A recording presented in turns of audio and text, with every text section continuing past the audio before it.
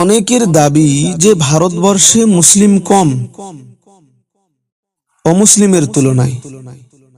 তাই আমরা কি করতে পারি?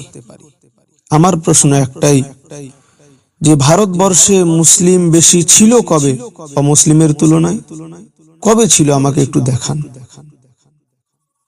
যারা কথা বলে মূলত তাদের চিন্তা ভাবনা যে তারা আসলে ইসলাম কায়েম চায় না। আদৌ ইসলাম কখনো ছিল না বেশি? সারা পৃথিবীতে তো ইসলাম বেশি ছিল না। বিশ্ব নবী এলেন, ইসলামের প্রচার প্রসার করলেন। এই ভারত উপমহাদেশে তো মঈনুদ্দিন চিশতি রহমাতুল্লাহ আলাইহি এসেছিলেন ইসলামের প্রচার প্রসার করার জন্য। তখনও তো ছিল সব মুসলিম। তো এখানে মুসলিম বেশি ছিল কবে? এখানে কেন, সারা পৃথিবীতে মুসলিম বেশি ছিল কবে? আপনি আমাকে দেখান। ওদের তুলনায় তো আমরা কম, এখনো কম।